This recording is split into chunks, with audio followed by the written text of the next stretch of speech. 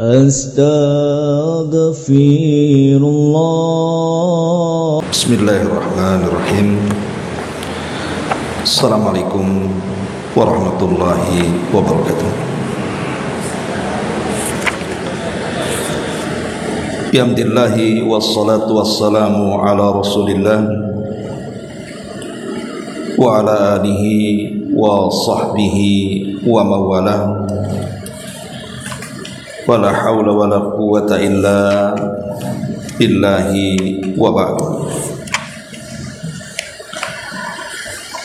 Alhamdulillah, di pagi menjelang siang ini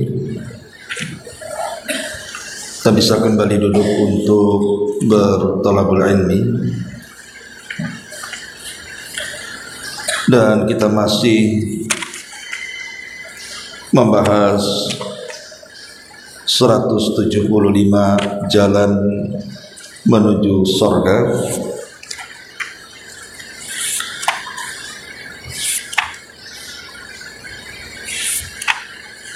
Halaman berapa ini? Halaman, kita sudah masuk ke halaman 86, poin ke 35, tentang keutamaan membaca surah Al-Kahfi di hari Jumat. Ma'asyiral muslimat yang dimuliakan Allah Subhanahu wa taala, di sini pengarang menyebutkan satu hadis Nabi sallallahu alaihi wasallam yang dikeluarkan oleh Imam An-Nasa'i dan disahihkan oleh Syekh Albani. Nabi sallallahu alaihi wasallam bersabda, "Man qara'a suratal kahfi fi yaumil jum'ati adha'a lahu minan nuri ma bainal jum'ataini."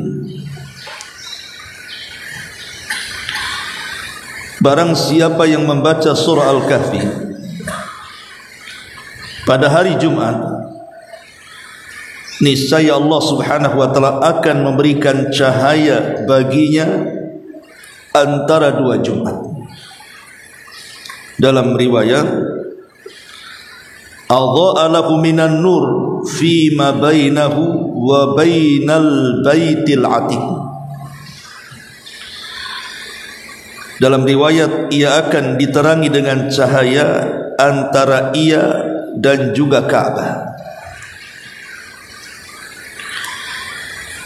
Baik, masyarul muslimat yang dimuliakan Allah Subhanahu wa taala, apa makna cahaya di dalam hadis ini? Bahwa orang yang membaca surah Al-Kahfi itu akan diterangi dengan cahaya antara dua Jumat atau antara dia dengan Ka'bah. Ada beberapa pendapat para ulama. Pertama, yang dimaksud akan diterangi dengan cahaya artinya pahala membaca surah Al-Kahfi itu akan mengalir terus menerus selama dua Jumat. Dan itu sebagaimana yang dinyatakan oleh Al-Imam Asy-Syaukani rahimahullahu ta'ala. Kata beliau, maksud daripada adha'a Allahu lahu min nuri ma bainal jum'ataini,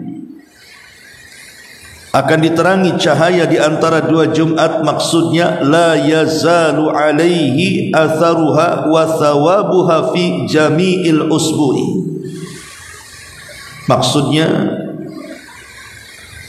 adalah pengaruh serta pahala dari membaca surah Al-Kahfi akan terus ada selama dua Jumat.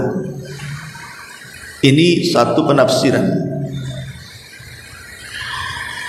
Pendapat yang kedua, yang dimaksud cahaya di sini adalah cahaya yang kelak akan didapat pada hari kiamat. cahaya yang akan didapat pada hari kiamat. Sebagaimana dinyatakan oleh Imam An-Nawawi rahimahullahu taala, maksudnya nuran li sahibiha yaumal qiyamah, annahu yakunu ajruha nuran li sahibiha yaumal qiyamah. Maksudnya ia akan mendapatkan ganjaran kebaikan berupa cahaya kelak pada hari kiamat. Jadi nanti pada hari kiamat, di saat kegelapan melanda, maka Allah akan berikan cahaya karena kita ketika di dunia suka membaca surah Al-Kahfi di hari Jumat. Kemudian pendapat yang ketiga, yang dimaksud cahaya di sini artinya cahaya hidayah. Maksudnya cahaya hidayah yang menghindarkan kita dari perbuatan kemaksiatan di antara dua Jumat. Jadi kalau kita membaca surah Al-Kahfi di hari Jumat, maka antar dua Jumat kita ini dihindarkan dari kesesatan dan kemaksiatan kepada Allah Subhanahu wa taala. Sebagaimana dinyatakan juga Imam An-Nawawi rahimahullahu taala, dia mengatakan annaha tamna'u minal ma'asi wa tanha 'anil fahsya'i wal munkar wa tahdi ila shawabi kama anna an-nura yustadha'u bihi. Kata Imam Nawawi, maksudnya adalah dia terhalang untuk berbuat kemaksiatan dan dia tercegah dari perbuatan keji dan kemungkaran dan diberikan petunjuk kepada kebenaran sebagaimana cahaya yang sudah meneranginya. Dan pendapat yang terakhir, maksudnya cahaya dalam hadis ini artinya dosa-dosanya diampuni di antara dua Jumat. Dosa-dosanya diampuni di antara dua Jumat. Karena ada hadis dari Abdullah ibn Umar radhiyallahu anhuma, Nabi sallallahu alaihi wasallam mengatakan, "Man qara'a surat al-Kahfi fi yaumil jum'ati sutiha lahu nur min tahti qadamihi ila ananis sama yudhi'u lahu yaumal qiyamah wa ghufira lahu ma bainal jum'atain." Barang siapa yang membaca surah Al-Kahfi di hari Jumat, ia akan diterangi cahaya dari bawah kakinya hingga cahaya itu meluncur ke langit kelak pada hari kiamat, dan ia akan diampuni dosanya di antara dua Jumat. Itu makna daripada cahaya dalam hadis di sini. Intinya bahwa orang yang membaca surah Al-Kahfi ini akan mendapatkan keutamaan yang besar, dan salah satu dijadikan amalan yang diletakkan pengarang sebagai amalan-amalan yang bisa memasukkan kita ke dalam surga. Tetapi kalau kita meluaskan pembahasan surah Al-Kahfi ini, sesungguhnya ada yang lebih ajaib daripada keutamaan yang disebutkan oleh pengarang ini. Apa itu? Di mana orang yang membaca surah Al-Kahfi itu akan terhalang dari fitnah Dajjal. Kata Nabi sallallahu alaihi wasallam, "Man hafidha 10 ayatin min awwali suratil Kahfi usima minad Dajjal." Siapa yang menghafal 10 ayat pertama dari surah Al-Kahfi, maka ia akan terlindung dari fitnah Dajjal. Hadis ini dikeluarkan Imam Muslim, nomor hadis 809. Ma'asyiral muslimat yang dimuliakan Allah Azza wa Jalla. Dan dalam riwayat yang lain, membaca 10 akhir. Jadi riwayat yang pertama 10 awal, dari ayat pertama sampai ayat 10.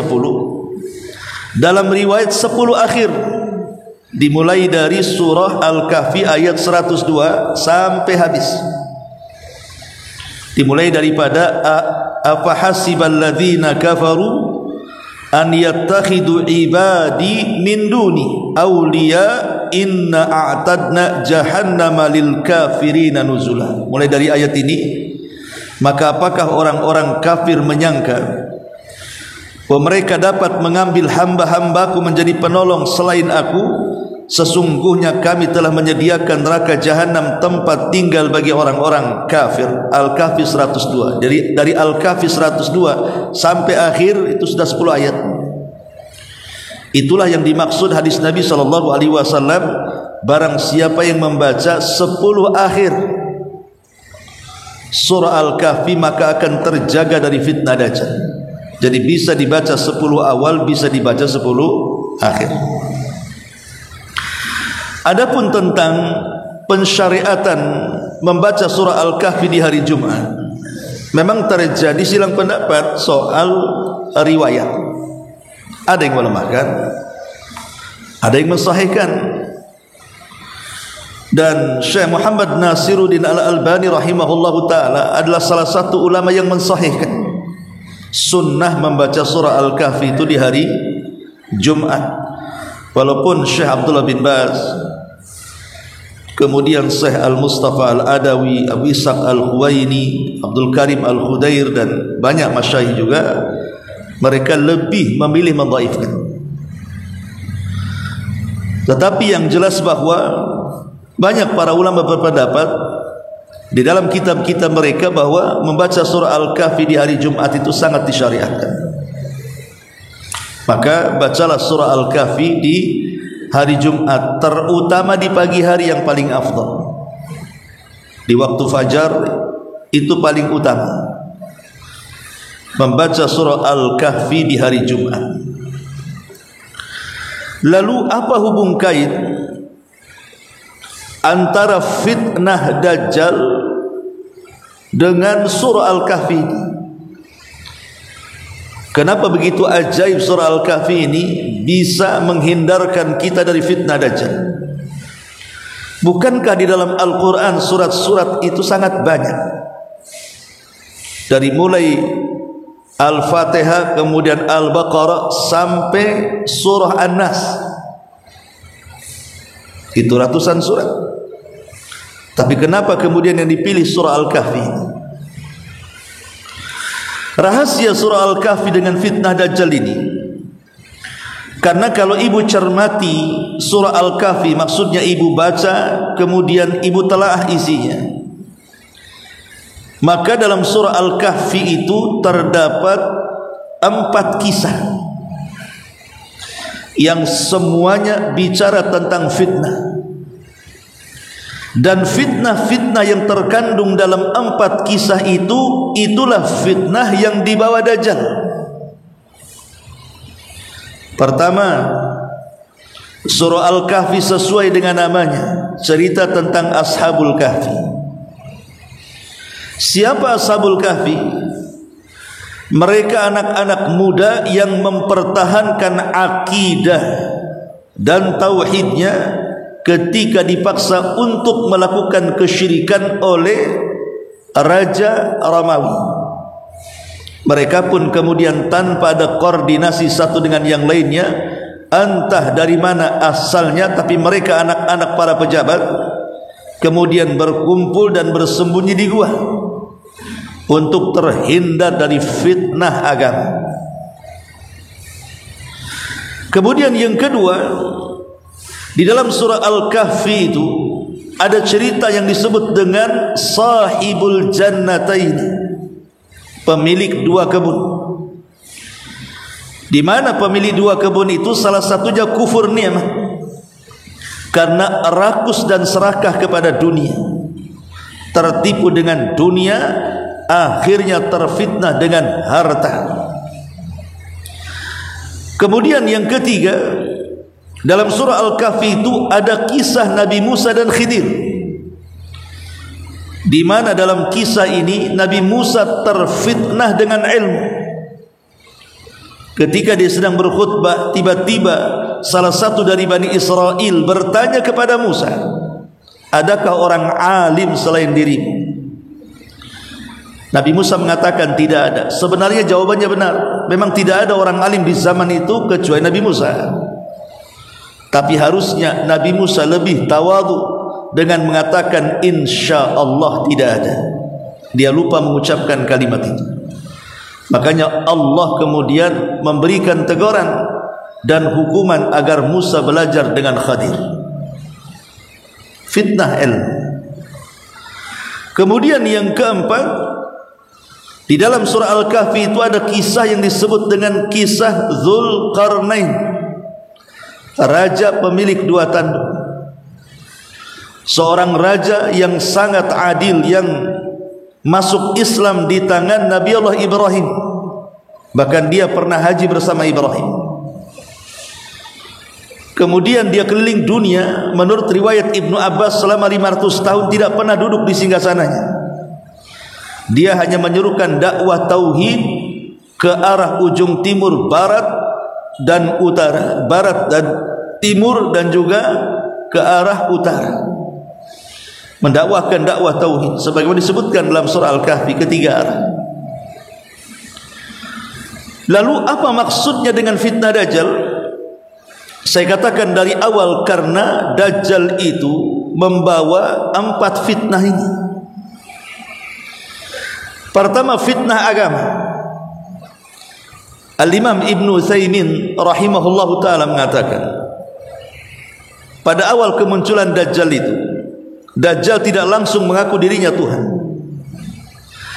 tapi Dajjal mengaku dirinya Nabi.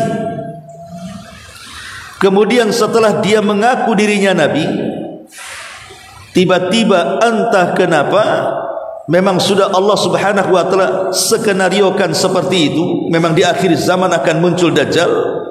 Tiba-tiba Dajjal mengaku Tuhan, dan saat mengaku Tuhan itulah terjadi perubahan fisik, di mana Nabi SAW menyebutkan perubahan fisiknya.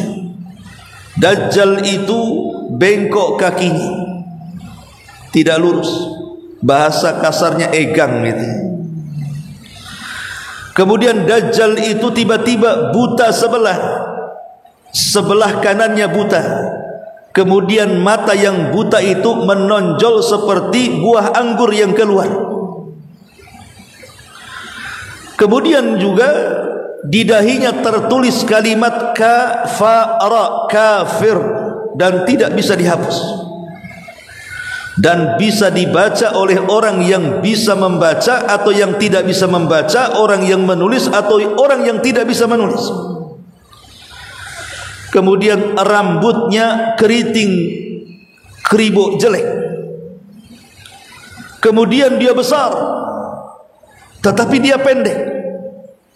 Dahinya lebar, dadanya bidang, dan dia tidak punya anak alias mandul. Coba kalau lihat penampilan Dajjal, ganteng atau tidak? Mana ada ganteng-gantengnya? Kakinya bengkok, matanya picak, kemudian keluar lagi kayak anggur. Kemudian di dahinya ada tulisan kafir. Kulitnya kemerah-merahan, rambutnya kriwel, gemuk, pendek. Mana ada gantengnya Dajjal itu? Dikasih 100 Dajjal pun tak mau ibu. Tapi masalahnya bukan di situ. Dajjal itu kalau cerita ganteng ada gantengnya.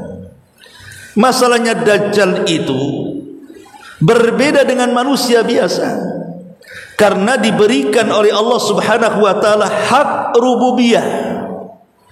Diizinkan untuk memakai hak rububiyah Allah subhanahu wa ta'ala. Kata Dajjal hujan, hujan. Kata Dajjal kering, kering. Kata Dajjal keluar wahai pembedaraan di perut bumi, keluar emas, perak, jamrud, macam-macam. Kata Dajjal tumbuh, tumbuh. Kata Dajjal datangkan makanan, datang roti 1 gunung. Mana ada manusia sesakti Dajjal. Fir'aun ngaku Tuhan, ya ngaku Tuhan. Namrud ngaku Tuhan, ngaku Tuhan. Bukhtun Nasr ngaku Tuhan. Dzunnuwas ngaku Tuhan. 4 raja dunia ini semua ngaku Tuhan. Tetapi baik Fir'aun, baik Namrud, baik Bukhtun Nasr, baik si Dzunnuwas itu, mereka ngaku Tuhan, tidak punya kesaktian sedikit pun. Mereka hanya ingin dipertuhankan karena memiliki kekuasaan dan pasukan. Kalau kau tidak mengatakan aku Tuhan, ku bunuh. Itu masalahnya. Tapi Dajjal berbeda. Dajjal itu diberikan kesaktian jauh lebih sakti dibandingkan seluruh tukang sihir satu dunia. Bahkan dia raja sihirnya. Tidak ada yang sesakti Dajjal. Diberikan rububiyah Allah, diizinkan oleh Allah memakai rububiyahnya. Itulah fitnah yang sebenarnya. Makanya kemudian banyak yang terfitnah akhirnya menjadi hamba-hamba Dajjal. Maaf, terutama ibu-ibu. Terutama ibu-ibu paling banyak mengikuti Dajjal. Kenapa coba? Ibu-ibu lebih banyak mengikuti Dajjal dibandingkan bapak-bapak. Karena kesenangannya yang berbeda. Kesenangan yang berbeda. Ibu punya kesenangan sendiri, bapak punya kesenangan sendiri. Terbukti di grup-grup WA. Kalau grup bapak-bapak kemudian rame, pasti cerita poligami. Tapi kalau ibu di grupnya paling keluar gambar tas, gambar baju, gambar gelang, ya kan Bu, gambar perhiasan. Kesenangannya berbeda. Lah, keinginan ibu-ibu soal dunia ini semua akan diberikan oleh Dajjal. Ibu mau apa Dajjal kasih, tapi ibu kalau minta suami nggak akan dikasih. Itu masalahnya. Dajjal saya minta tas branded, kasih kan gitu. Dajjal saya minta baju terbaru, model terbaru, kasih. Emas, perak, semua dikasih. Itulah yang menjadikan kenapa ibu-ibu di zaman akhir zaman nanti menjadi lebih banyak menjadi para pengikut Dajjal. Saking khawatirnya bapak-bapak itu di zaman itu, sampai pulang mereka ke rumah-rumah, kemudian memborgol istrinya, anak wanitanya, bibinya, saudarinya, supaya jangan sampai dipertemukan dengan Dajjal. Sebab kalau sampai dipertemukan dengan Dajjal tidak akan selamat, pasti dan dipastikan menjadi pengikutnya, tidak akan lolos. Dari mana kita tahu tidak akan lolos? Nabi yang mengatakan. Kata Nabi SAW, iyakhruj Dajjal wa ana hayyun fa ana hajijuduna. Kalau seandainya Dajjal itu muncul dan aku masih hidup, kata Rasul, aku yang akan membunuhnya. Masalahnya kata Rasul, wa iyakhruj wa lastu fikum fa kullu nafsin hajijuduna. Tetapi kalau seandainya Dajjal muncul, aku sudah tidak ada, aku sudah meninggal, maka kalian akan menghadapi Dajjal sesuai dengan kemampuan-kemampuan kalian, dan kalian tidak akan mampu. Dari sini kata para ulama bahwa menghadapi Dajjal itu ada 2 perkara. Pertama iman, dan yang kedua ilmu. Yang bisa menghadapi Dajjal itu adalah iman dan ilmu. Makanya Nabi SAW mengatakan, kalau Dajjal muncul di zamanku dan aku masih hidup, aku yang akan membunuhnya. Tidak ada manusia yang paling kuat imannya melebihi Nabi, dan tidak ada manusia yang paling kuat ilmunya melebihi Nabi. Masalahnya adalah orang-orang awam, entah karena kejahilannya, apabila cerita di akhir zaman kadang-kadang komennya aneh-aneh. Para netizen ini, kalau bisa cepatlah Dajjal itu keluar tahun 2025. Ngapain? Ya. Disuruh cepat keluar tahun 2025. Kalau kemarin tahun 2024 tak muncul juga. Terus kalau seandainya Dajjal muncul, emang siapa Anda? Di zaman Nabi SAW menceritakan, nanti di akhir zaman ada orang yang sok bisa menghadapi Dajjal. Ketika dia berjumpa, kelepak-kelepak dia dengan Dajjal, ikut jadi pengikutnya. Makanya kenapa tidak ada satupun Nabi sejak zaman Nuh sampai Rasul kita Muhammad sallallahu alaihi wasallam menginginkan Dajjal keluar di zaman mereka. Tidak ada satupun Nabi menginginkan Dajjal keluar di zaman mereka. Kenapa? Karena keluarnya Dajjal ini bisa merusak akidah, itu masalahnya. Makanya Nabi SAW mengatakan, ma min nabiyyin illa anzara qaumahu an fitnati al-masihid dajjal. Tidak ada satupun Nabi, kata Rasul, kecuali memperingatkan umatnya tentang fitnah Dajjal. Seolah-olah para Nabi mengatakan, jangan sampai Dajjal hidup di zamanku. Seolah-olah Nuh mengatakan, jangan sampai Dajjal hidup di zamanku. Ibrahim mengatakan, jangan sampai Dajjal hidup di zamanku. Nabi Saleh, Nabi Syuaib, Nabi Isa, dan seluruh para Nabi. Kenapa? Karena masing-masing para Nabi mengingatkan soal fitnahnya yang sangat besar. Kalau para Nabi saja tidak menghendaki Dajjal itu muncul di zaman mereka, kok netizen hari ini mengharap kemunculannya? Kalau bisa tahun 2025 lah, perang-perang sekali. Ini alam sudah busuk dan macam-macam ceritanya. Sudah tidak baik-baik saja katanya. Pemerintah sudah zalim, pejabatnya sudah korup, pajak naik, demo di mana-mana. Kalau bisa cepat aja Dajjal keluar katanya. Apa kata kalimat seperti ini? Konyol. Jangan-jangan Anda pula yang pertama kali mengikut Dajjal di barisan pertama. Jadi fitnah yang pertama itu adalah fitnah agama. Dan itu disebutkan dalam kisah Ashabul Kahfi. Fitnah yang kedua, fitnah harta. Sebagaimana disebutkan dalam kisah Sahibul Jannataini. Karena begini, sebelum kemunculan Dajjal itu ada 3 tahun paceklik hebat.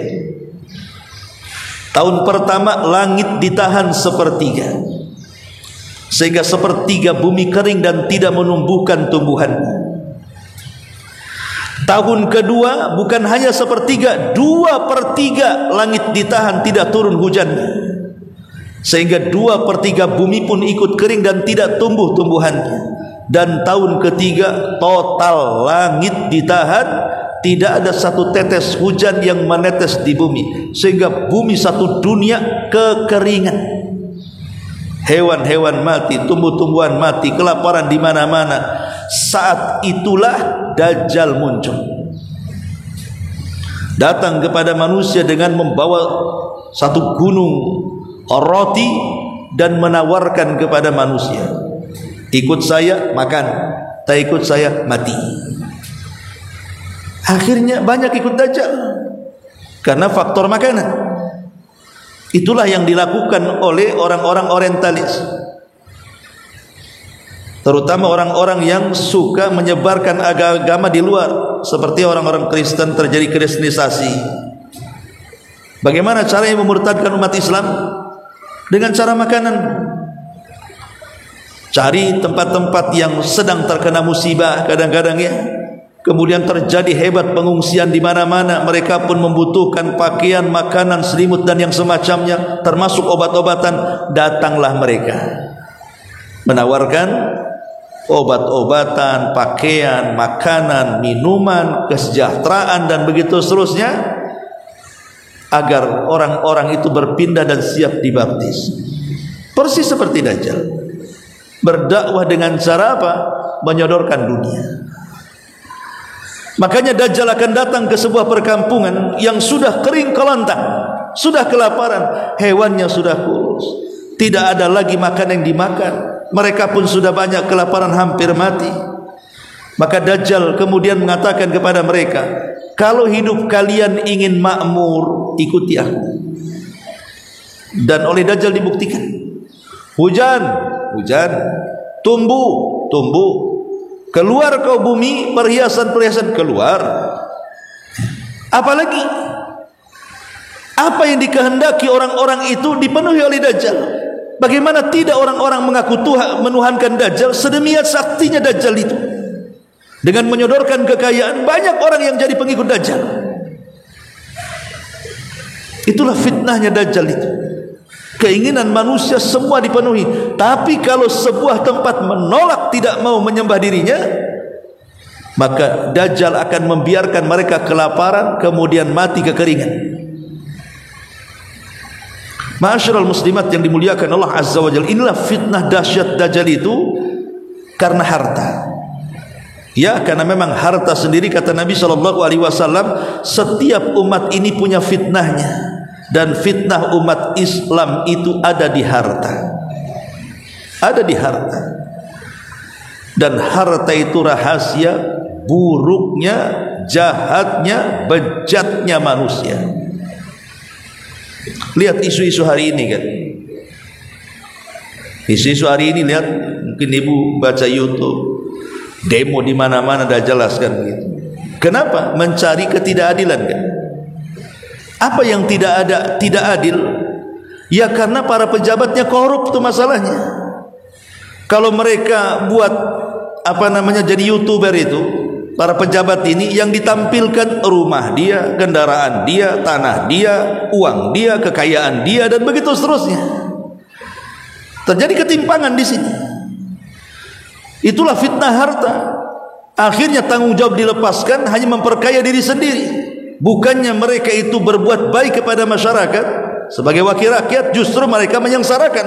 Lah inilah fitnah harta sebenarnya. Dari fitnah harta inilah akhirnya ngomong pun tidak jelas. Keluar kata-kata hinaan dan yang semacamnya. Nauzubillah, semoga Allah berikan hidayah kepada mereka. Tapi yang jelas bahwa begitulah fitnah harta bisa merusak orang, bahkan bisa merusak sebuah bangsa. Karena merosotnya sebuah bangsa itu ya karena dikorup oleh orang-orang koruptor itu. Kemudian yang ketiga di sini adalah fitnah agama, fitnah ilmu. Sebagaimana disebutkan dalam apa? Dalam kisah Nabi Musa dan Khidir.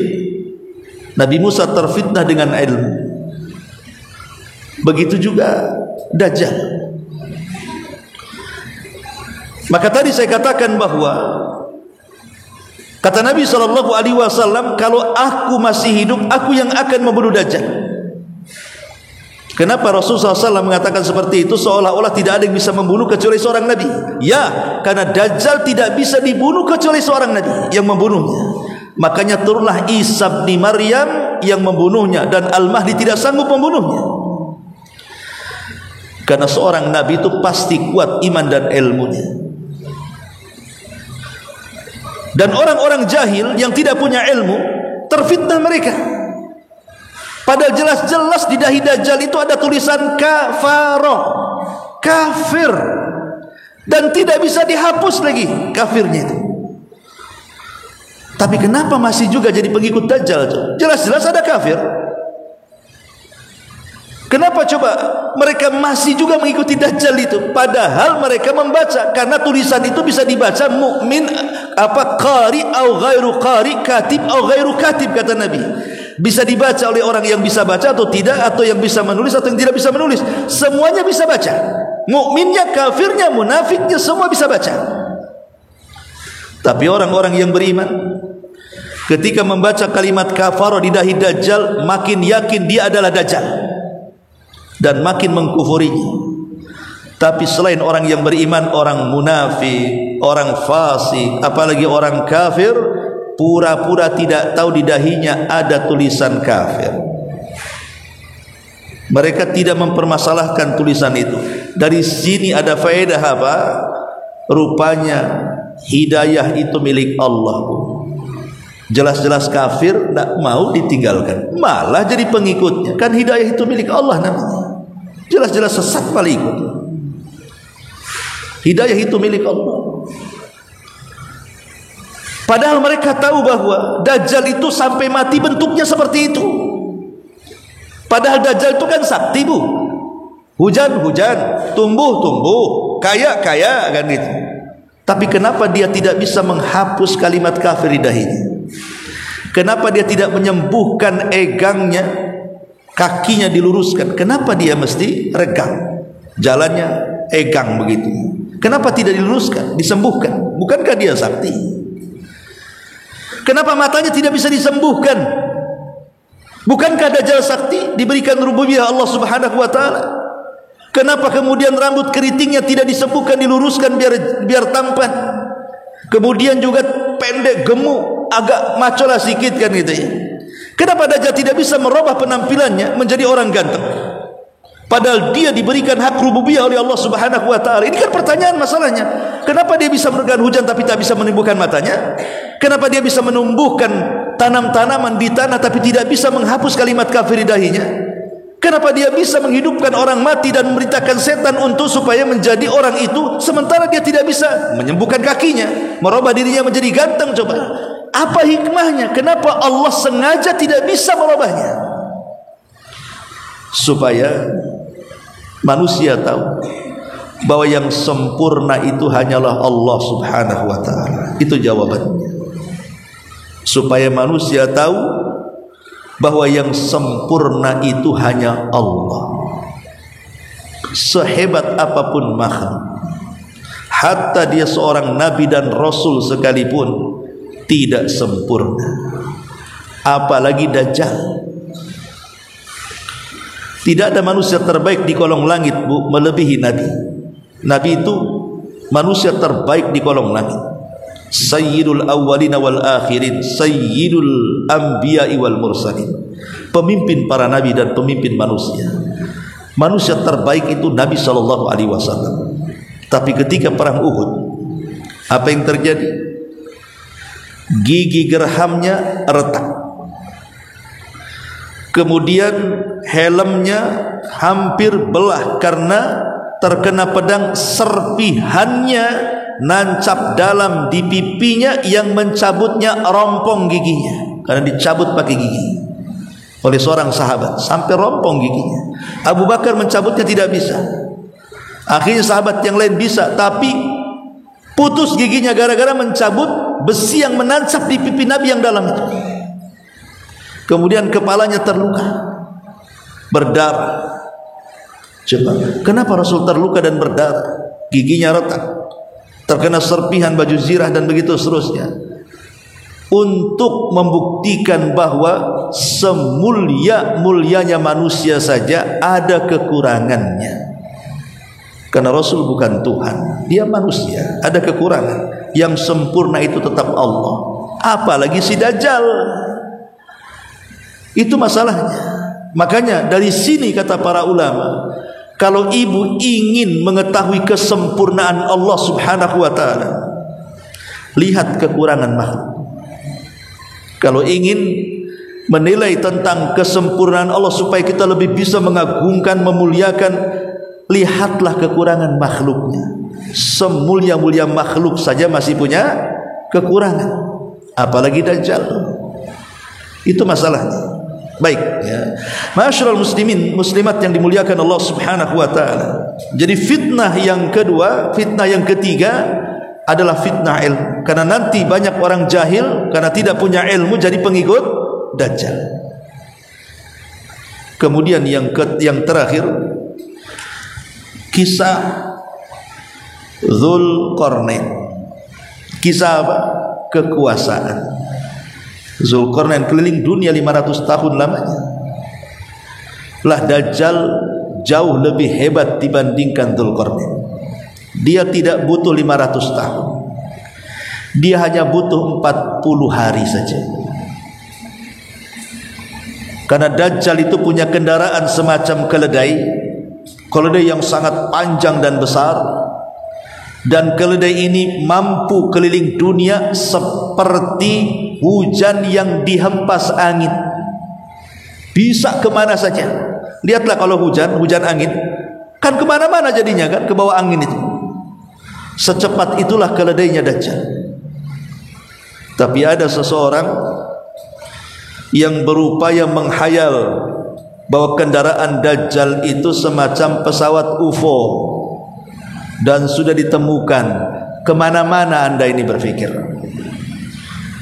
Kayak orang barat ketika menghayalkan UFO, mereka ketemu aja belum pernah.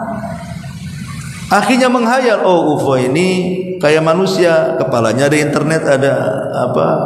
Ada semacam antennya, telinganya besar, kepalanya besar, badannya kecil. Gimana? Ketemu aja enggak, menghayal namanya. Ini perkara gaib, tidak bisa diagak-agakkan. Agak-agaknya enggak bisa perkara gaib itu. Perkara gaib itu harus ditetapkan berdasarkan nas yang sahih, baik dari Al-Quran atau hadis Nabi sallallahu alaihi wasallam. Tidak bisa main tebak-tebakan, tidak bisa main cocok logi, itu tidak bisa. Perkara gaib masalahnya. Perkara gaib itu kita tetapkan apa yang Allah firmankan dan kita tetapkan apa yang sabda Nabi sallallahu alaihi wasallam sabdakan. Lah selama 40 hari Dajjal ini mengelilingi dunia, dan tidak ada sejengkal tanah di bumi ini kecuali diinjak Dajjal, kecuali hanya 4 tempat saja yang tidak mungkin dimasuki Dajjal. 1, kota Mekah dan Masjidil Haram. Yang kedua, kota Madinah dan Masjid Nabawi. 3, Masjidil Aqsa. Dan yang keempat, Masjid Tur, tempat bersembunyi pasukan Al-Mahdil Muntadhar saat terjadi pengepungan Dajjal. Hanya 4 tempat ini saja. Masjidil Haram, Mekah, Masjid Nabawi, Madinah, Masjidil Aqsa yang ada di Palestina sana, kemudian Masjid Tur. Selain 4 tempat ini, semua akan dimasuki Dajjal, termasuk ke Puskopkar. Ustaz, termasuk ke Puskopkar akan datang ke sini Dajjal. Akan datang ke Batu Haji, datang ke Bengkong, ke Batu Besar, Batam Center, semua sampai ke pulau-pulau sana, Tanjung Uban, Tanjung Pinang, semua kena. Satu dunia. Karena dalam jangka 40 hari itu, yang 1 harinya lamanya sama dengan setahun, kemudian hari kedua lamanya sama sebulan, hari ketiga lamanya sama sepekan, dan hari keempat, kelima, keenam sampai ke 40 hari normal seperti hari-hari yang kita lalui. Apa sih maksudnya? Maksudnya untuk menunjukkan bahwa tidak ada satupun tempat, baik di kutub atau di luar kutub, Dajjal pasti akan menginjak di situ. Karena yang 1 hari bagikan setahun, 1 harinya bagikan sebulan, 1 harinya bagikan sepekan, ini maksudnya dunia kutub sana. Karena kan di kutub ini kan ada yang siangnya lama banget, ada yang malamnya lama banget. Kan di kutub kan begitu tuh. Kadang seminggu siang terus di kutub itu. Artinya Dajjal itu akan sampai ke situ. Atau ada juga yang mentafsirkan maksudnya hari pertama ini panjang 1 tahun sehingga Dajjal bisa kemana-mana.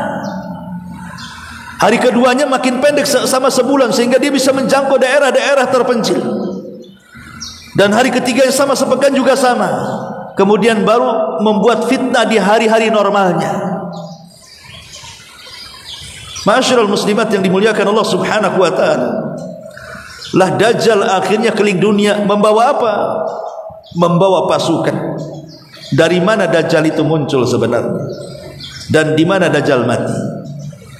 Dajjal muncul pertama kali di satu tempat namanya Khurasan. Di mana Khurasan? Di kota Asfahan. Di mana kota Asfahan? Di Iran. Di mana Iran? Antara Irak dan Syam. Disitulah Dajjal muncul. Di kota yang mayoritas penduduknya hari ini orang-orang Syiah Rafidhah. Disitulah Dajjal akan keluar. Dan sudah ditunggu oleh 70.000 orang-orang Yahudi Asfahan, lengkap dengan atribut di kepalanya, atribut keyahudiannya. Kan orang Yahudi kan punya kepala, punya atribut sendiri, kopiah sendiri, beda dengan kita umat Islam. Lengkap dengan itu. 70.000 Yahudi sudah menunggu Dajjal. Lalu kenapa Dajjal bisa muncul di Asfahan dan langsung menemui orang Yahudi? Karena Hafsah radhiyallahu anha satu hari pernah marah kepada saudaranya Ibnu Umar. Kenapa marah? Karena Ibnu Umar itu satu di antara sekian para sahabat yang bersumpah bahwa Ibnu Sayyad adalah Dajjal. Dan Ibnu Sayyad adalah anak kecil di zaman Nabi, yang oleh Nabi diintip-intip setiap hari apakah dia Dajjal ataupun bukan. Tapi sampai Rasulullah SAW meninggal tidak bisa dipastikan apakah dia Dajjal atau tidak. Tapi sebagian para sahabat ada yang yakin dia Dajjal, salah satunya Ibnu Umar. Setelah Ibnu Sayyad dewasa, entah kenapa matanya picak sebelah. Makin yakin Ibnu Umar bahwa dia Dajjal. Terjadilah cekcok antara Ibnu Umar dengan Ibnu Sayyad, karena dia seorang Yahudi. Marah Ibnu Umar, ditamparlah Ibnu Sayyad. Setelah ditampar Ibnu Sayyad marah, Ibnu Umar ketakutan, lari sembunyi di rumah Hafsah. Kemudian diceritakan kepada Hafsah istri Nabi, karena saudaranya. Hafsah mendengar, karena Hafsah juga salah satu yang ikut mengatakan Ibnu Sayyad Dajjal. Marah sama Ibnu Umar, kenapa kau tonjok dia? Tidakkah kau mendengar Nabi SAW bersabda, la yakhrujud Dajjal illa ala ghadbatin yaghdibuha. Tidak mungkin Dajjal itu keluar kecuali karena ada kemarahan yang menyulutnya. Kenapa kau sulut kemarahannya, katanya. Dari hadis ini, kalau melihat ke akhir zaman, Dajjal ini muncul setelah perang Armageddon, atau dalam Islam disebut dengan Malhamatul Kubra. Ketika umat Islam terjadi perdamaian dengan orang-orang Nasrani di akhir zaman, kemudian saling menyokong karena memerangi negara-negara yang berbeda agama. Jadi Islam dengan Nasrani nanti akan gabung di akhir zaman, memerangi musuh-musuh di luar daripada Islam dan Nasrani, dan menang. Kemenangan ini diklaim bahwa ini kemenangan orang-orang Nasrani, karena alasannya jumlah mereka lebih banyak dibandingkan jumlah umat Islam di akhir zaman. Sehingga mereka berteriak-teriak, ghalabas salib, ghalabas salib. Salib yang menang, salib yang menang. Umat Islam marah. Yang ngomong seperti ini dibunuh. Kemudian berteriak, balillah ghalab, Allah yang memenangkan peperangan ini, bukan kalian. Setelah terjadi pembunuhan ini, orang-orang Nasrani berkhianat dari perjanjian, akhirnya saling serang menyerang. Terjadilah peperangan maha dahsyat sepanjang sejarah. Dari awal peperangan lebih dahsyat dari perang dunia pertama, dunia kedua, atau mungkin boleh jadi ini perang dunia ketiga. Kan disebut Malhamatul Kubra. Malhamah itu diambil dari kata lahmun, artinya daging. Kubra itu maha besar. Lalu apa hubungannya daging dengan besar? Karena ada sebagian ulama yang berpendapat bahwa peperangan ini akan kembali seperti peperangan di zaman Nabi. Kembali ke panah, kembali ke tombak, kembali ke pedang, kembali ke tameng, kembali ke kuda, ke unta, ke baju zirah, dan begitu seterusnya. Sehingga perang ini akan berhadap-hadapan, saking dahsyatnya saling bacok-bacokan, akhirnya daging itu sampai aur-auran sampai ke atas, ngapung semuanya gitu. Maka disebut malhamah. Daging orang itu muncrat kemana-mana karena kena sabetan, maka disebut perangnya malhamah. Adapun kubro karena perangnya maha dahsyat, yang orang-orang Yahudi menyebutnya Armageddon, tapi kita katakan Malhamatul Kubra berdasarkan hadis Nabi. Lah setelah kemudian terjadi peperangan ini, kaum muslimin menang. mengalahkan orang-orang Nasrani. Masalahnya, sewaktu Islam dengan Nasrani berperang dalam pertempuran maha dahsyat, Yahudi nyumpet. Orang-orang Yahudi sembunyi, tidak berani muncul.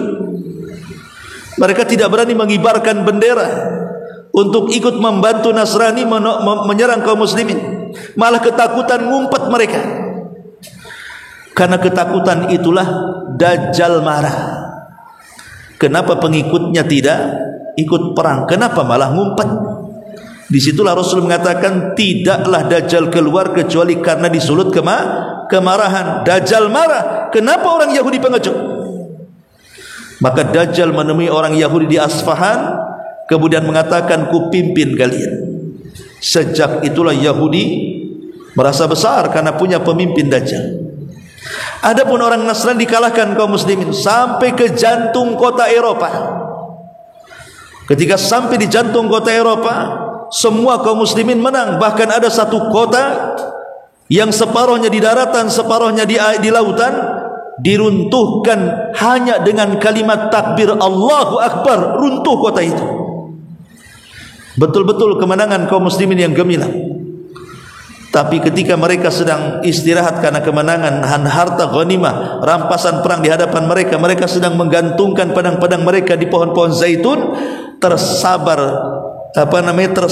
berita kemunculan Dajjal di Syam dan hendak masuk ke rumah-rumah mereka. Maka Al-Mahdi mengirim 10 penunggang kuda. Kata Rasul, aku tahu sifat kudanya, aku tahu sifat penunggangnya, dan mereka saat itu sebaik-baik penunggang kuda.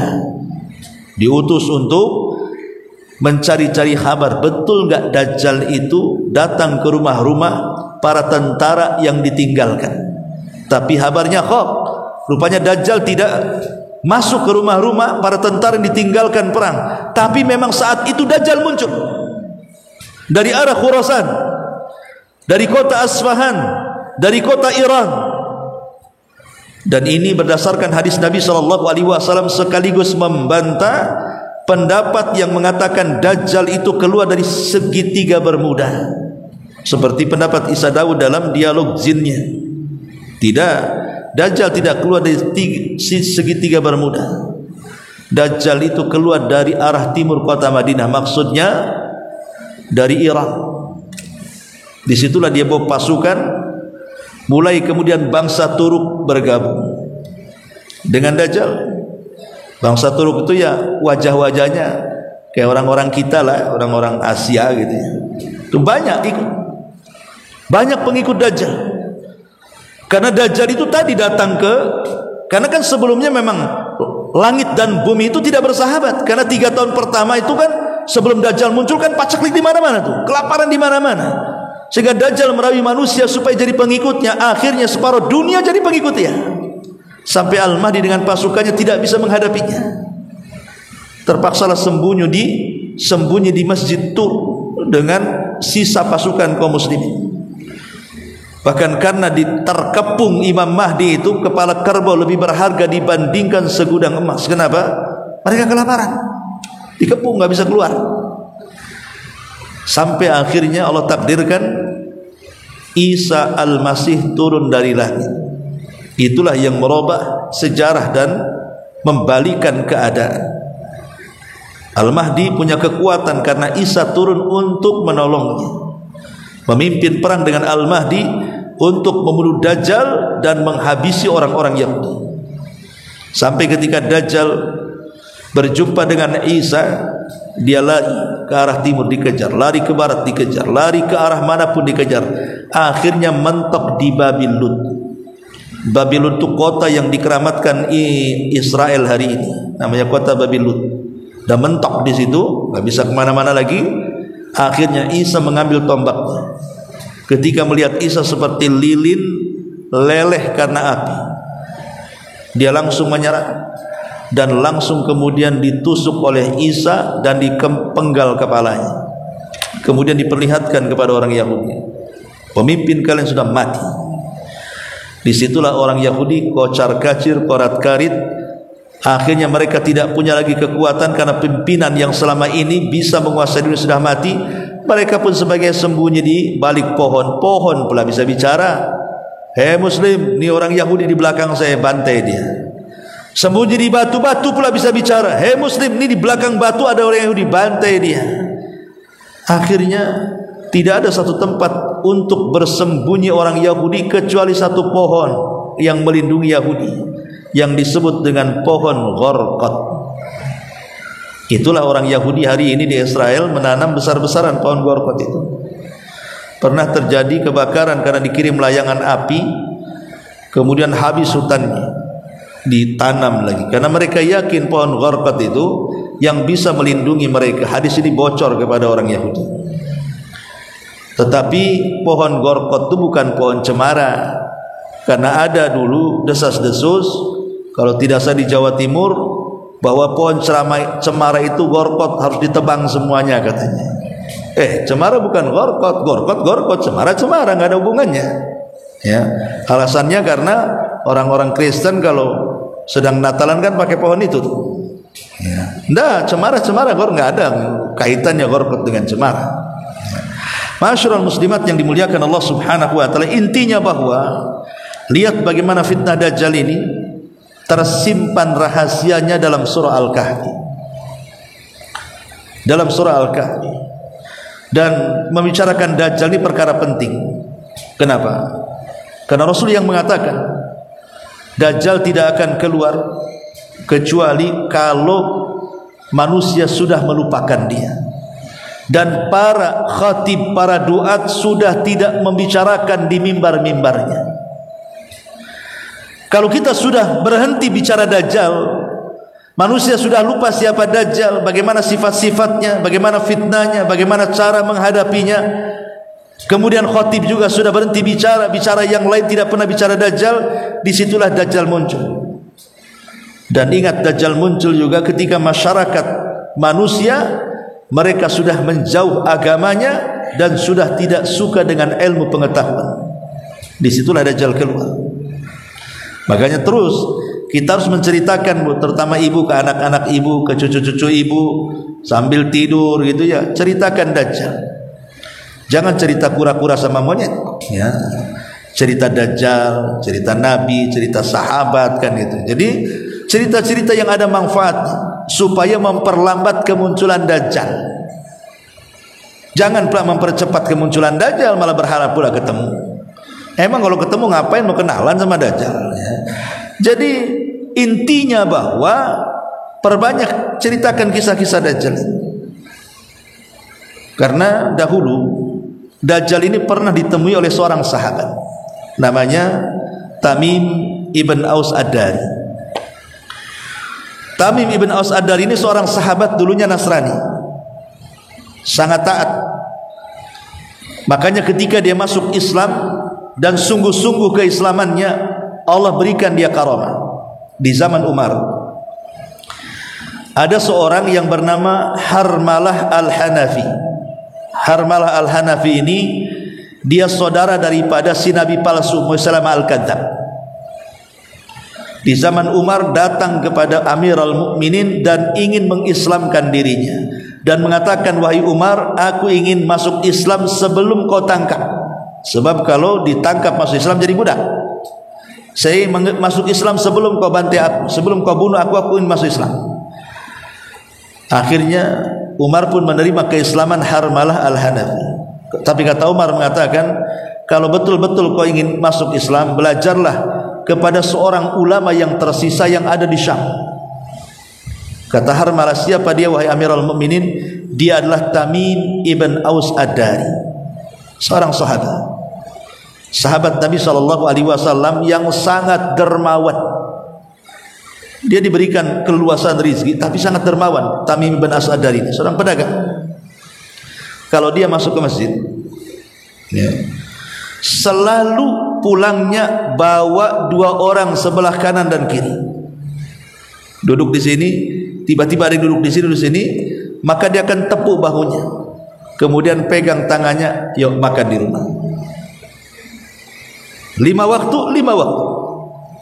selalu membawa dua orang. Dermawan. Coba ibu kayak gitu, Pagak habis beras, habis itulah kulkas. Tapi mana qasamin mali sadaqah, tidak mungkin berkurang harta yang disedekahkan. Satu hari karomahnya Tamim As-Adari ini di Harah di Syam itu terjadi kebakaran hebat. Di zaman itu belum ada damkar. Zaman sekarang ada damkar, enak lah kan gitu ya. Kayak kebakaran di Los Angeles kemarin itu kan. Dari langit, dari darat ya kan. Lama-lama padam juga kan. Tapi di zaman itu zaman jadul, nggak ada pesawat, nggak ada damkar, nggak ada apa. Kalau terjadi kebakaran, ya paling tinggi pakai ember lah. Akhirnya Umar mengajak Tamim ibn Aus Adari dan juga Harmalah al-Hanafi ini yang baru masuk Islam untuk menengok kebakaran itu. Kata Umar, aku serahkan kepadamu untuk memadamkannya. Kata Tamim Aus Adari, macam mana api sebesar itu aku padamkan wahai Amirul Mukminin, katanya. Ngacok saja bahasa kitanya kan itu. Kok api segini, siapa yang bisa memadamkannya? Tapi Umar yakin dengan karomahnya Tamim bin As-Adari. Cobalah kau berdoa kepada Allah agar api itu padam. Akhirnya Tamim berdoa kepada Allah. Setelah dia berdoa, dia kebaskan tangannya satu kali kebasan begini gitu ya. Masya Allah, langsung padam api itu. Saya kira ibu 2000 gini nggak akan padam api itu ya, karena nggak punya karomah kan itu. Lah Tamim ibn Aus Adari ini satu-satunya sahabat yang ceritanya diambil oleh Nabi dan diceritakan kepada sahabat yang lainnya. Biasanya Nabi bercerita, sahabat yang dengar. Ini enggak sahabat yang bercerita, Nabi yang dengar, Nabi sampaikan pula ceritanya. Itu satunya-satunya sahabat yang bercerita, Nabi dengar dan disebarkan. Itulah kisahnya Tamim ibn Aus Adari. Dia bercerita kepada Nabi, saya ini dulunya seorang pelaut dan saya nahkodanya. Satu hari saya membuat 30 awak kapal. Tiba-tiba di tengah laut terhempaslah saya. Entah ke laut mana aku dihempaskan. Karena riwayatnya tidak jelas laut mana.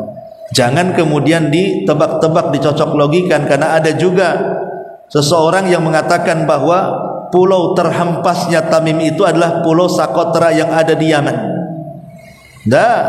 Tidak ada riwayatnya Sakotra di situ. Sakotro artinya. Di situ tidak dijelas, pokoknya terhempas ke sebuah pulau. Pulau sebelah mananya tidak tahu, Allahu a'lam. Ketika kemudian terhempas ke sebuah pulau karena ombak yang sangat dahsyat, Tamim dan 30 awaknya kemudian sambil menunggu ombak reda, dia turun. Ya, kan biasa itu kalau udah ombak besar kan kapal-kapal nyandar-nyandar di pulau-pulau kan. Kurang lebih lah kayak gitulah. Turun dia. Karena tidak ada makanan, tidak ada minuman, dia harus cari, masuk dia ke hutan. Saat di hutan itulah dikejutkan dengan binatang yang berbulu dari atas kepala sampai kaki, sehingga tidak bisa dikenali mana dubur mana kubul, saking lebatnya bulu itu. Jadi anehnya binatang berbulu ini bisa bicara dan mengatakan ana jassasa, saya jassas. Jassas itu diambil dari kata jasus, mata-mata. Rupanya dia mata-mata Dajjal. Kemudian ketika lebih ditanya lagi oleh Tamim dan juga awak kapalnya, siapa jassasa itu? Dia tidak jawab. Dia hanya mengatakan, kalian sudah ditunggu orang di dalam hutan. Di situ ada dair, tempat ibadah yang sudah kumuh, sudah rusak. Ya, di situ ada orang sudah menunggu kalian. Saking ketakutannya, Tamim dan 30 awak kapalnya ini masuk ke dalam hutan. Betul, rupanya ada dair, tempat ibadah yang sudah tidak dihuni, kotor, angker, sudah rusak gitu. Masuk ke dalam, disitulah dia melihat ada orang besar yang sedang dirantai. Sedang dirantai, orangnya besar, raksasa gitu ya, sedang dirantai. Kemudian orang yang dirantai ini bertanya, apa kalian dari Arab? Katanya. Kata Tamim, ya kami dari Arab. Saya ingin tanya, apakah telaga yang ada di Palestina itu, Buhaira, telaga Buhaira, maksudnya telaga yang ada di Palestina itu masih banyak airnya, maksudnya Tiberias, ya, telaga Tiberias masih banyak airnya. Kata Tamim, masih banyak airnya, bahkan dipakai untuk minum, untuk masak, untuk mandi dan begitu seterusnya. Sebentar lagi kering. Kemudian dia tanya, macam mana dengan kebun kurma Baisan, masih berbuah? Kata Tamim Ad-Dari dan para pengikutnya, oh itu lagi panen-panennya, tidak ada musimnya, itu kurma terbaik. Kata Dajjal, sebentar lagi kebun itu akan kering dan tidak ada satupun pohon kurma. Kemudian tanya lagi, bagaimana pendapat kalian tentang Ainuz Zughar, mata air Zughar? Masih ada airnya? Ada, ntar lagi habis. Kemudian Dajjal mengatakan, apa kalian dengar bahwa ada seseorang yang mengaku Nabi keluar di tanah Arab? Kata Tamim, ya saya dengar. Kata Dajjal, sebaiknya kau ikuti dia. Dajjal nyuruh ikuti Nabi, coba yang kan? Sebaiknya kalian ikuti dia. Kemudian banyaklah obrolan, ketakutan Tamim, akhirnya kabur dari situ. Ketika ombak sudah mereda, dia naik kapal pulang. Setelah pulang itulah dia terngiang dengan ucapan orang yang di Borgol itu, agar mengikuti Nabi yang muncul di Arab itu. Makanya dia datang kepada Rasul, menanggalkan agama Nasrani, kemudian masuk ke dalam Islam. Walaupun dia tidak lama berjumpa dengan Rasul, tapi Tamim ibn Aus Ad-Dariri dikenal ahli ibadah. Dia orang yang paling pakar dalam Quran, sama dengan Utsman bin Affan, pernah menghatamkan Al-Quran dalam satu rakaat. Pokoknya perhatian dengan Quran luar biasa Tamim bin Aus Ad-Dariri. Lah, ketika Nabi SAW berjumpa dengan Tamim, Tamim bercerita tentang kisah perjalanannya tadi itu. Maka Rasul SAW kemudian menceritakan kepada Tamim, tahukah engkau wahai Tamim siapa yang kau temui itu? Kata Tamim, aku tidak tahu. Kata Rasul, itulah Dajjal. Jadi Dajjal pernah ditemui seorang sahabat, tapi di mana tempatnya kita perlu beriman saja. Dajjal ada, sekarang dirantai. Dan nanti di akhir zaman Dajjal akan dikeluarkan oleh Allah Subhanahu wa taala menjadi fitnah terbesar sejak Allah menciptakan Adam sampai yang terakhir hidup. Tidak ada fitnah yang lebih dahsyat, lebih kejam dibandingkan Dajjal.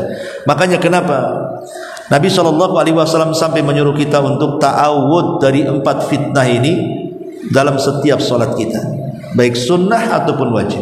Allahumma inni a'udzubika min adzabi jahannam wa min adzabil qabri wa min fitnatil mahya wal mamat wa min syarri fitnatil masihi dajjal. Disuruhnya kita ini berlindung setiap hari. Kemudian disuruhnya kita membaca surah Al-Kahfi. Itu menunjukkan apa? Menunjukkan fitnah dajjal tidak sederhana. Karena kita disuruh berlindung setiap hari, minimalnya di 5 waktu salat. Belum lagi sepekan sekali hari Jumat membaca Al-Kahfi. Dan kita meminta kepada Allah Azza wa Jalla, kalau bisa jangan dipertemukan dengan Dajjal. Bahkan seandainya berjumpa dengan Dajjal, kata Nabi, karena kasih sayang Nabi kepada umatnya loh ya, Rasul mengatakan, kalau kalian ketemu Dajjal dan Dajjal membawa air yang putih yang keluar dari bumi, kemudian sebelah kanannya api yang menyala-nyala, kata Nabi SAW, kalau kalian sudah kadang berjumpa, pejamkan mata, masuk ke dalam api, jangan masuk ke air. Karena api itu hakikatnya air, dan air itu hakikatnya neraka. Sampai Rasulullah mengatakan, falyan a'anhu, kalau bisa kabur, tapi kalau tidak bisa, pejamkan mata. Saking sayangnya Rasul dengan kita, takut terfitnah dengan Dajjal. Wallahu alam. Ini diantara sedikit tentang rahasia dalam surah Al-Kahfi dan fitnah Dajjal, dan keutamaan membaca surah Al-Kahfi, dan salah satu jalan menuju surga yang diletakkan pengarang dalam kitab ini. Baik, sebelum saya tutup, kalau ada yang bertanya silakan.